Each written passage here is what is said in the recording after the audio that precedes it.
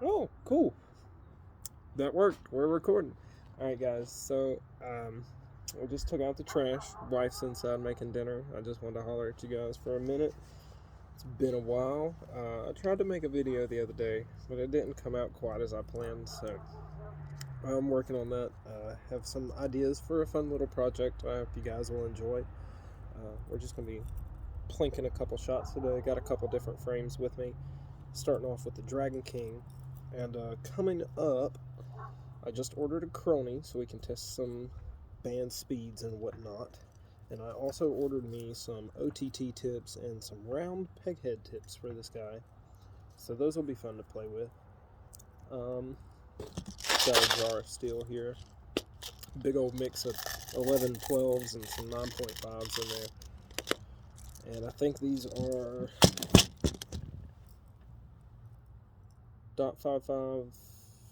It's like a 3/4, maybe to a 1/2 inch taper, something like that. Okay, but so hunting season, rabbit season. Hunting season is pretty much over. Rabbit season ended on the 28th, but I still have some hunting videos coming up that I think you guys will like. And target season's coming up, so we'll be seeing a lot more of this guy. Just been out trying to shoot and stuff. The weather's not been super great down here in North Carolina, but with guys like ATO and Calavella shooting out in like the snow with crazy wind and stuff, I can't really complain. So I figured I'd at least get out here and shoot a little bit. I've been working on my PFS shooting a lot. I got my pickle and it pretty much hasn't left my pocket. It's in there now. I've been trying to run a lot more bands lately. This BSB.55. I've got some more of this and some more of the ALS coming. I really like the ALS stuff, and we'll actually be able to get some good tests in now that we've got a Crony coming. Ooh. I've been working on some instinctive shooting with the pickle fork, so that's been fun. And we'll do, I've got a discussion I want to do on that here in the future, so we'll talk some more about like pickle fork and aiming versus instinctive and all that fun stuff. And I've noticed that with my instinctive, I'm not super great at doing it short draw, but I can kind of carry it over. It's just, it's weird. Definitely weird. I don't quite know how I feel about it.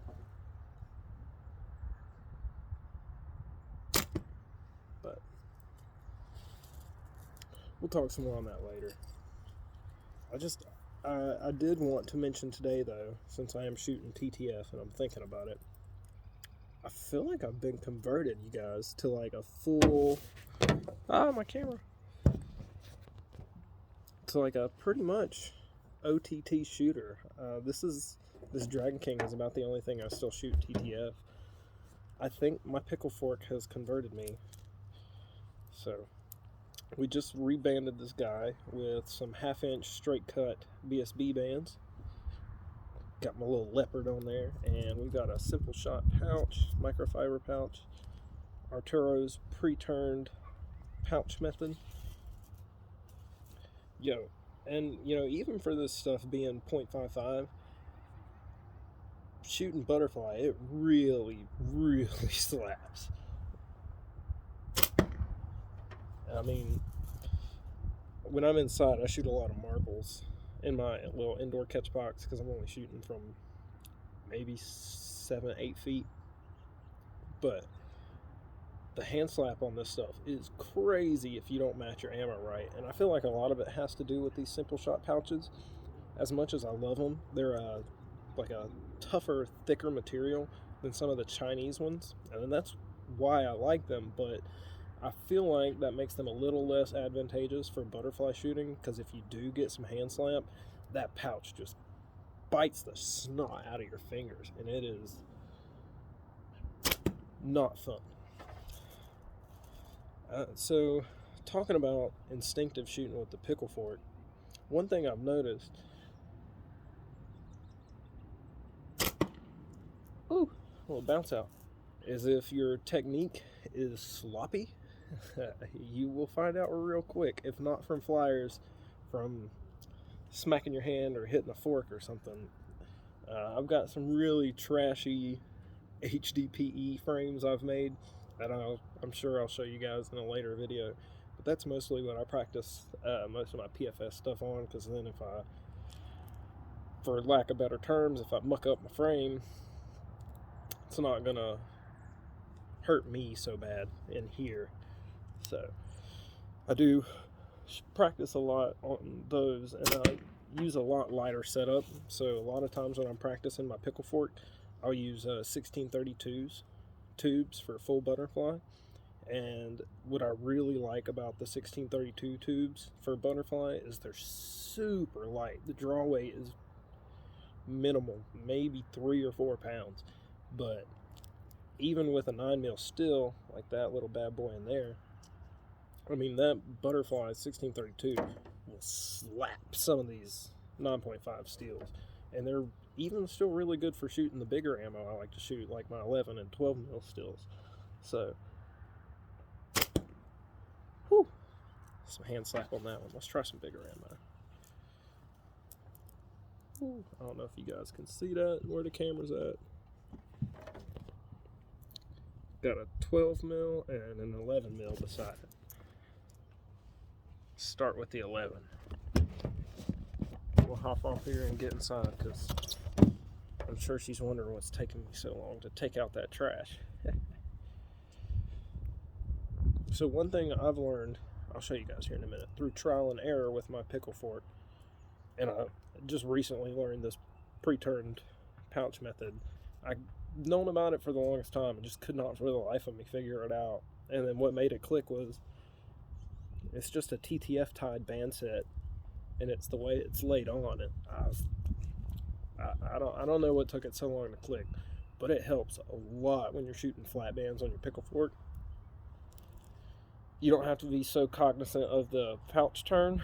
You get to focus more on the tweak.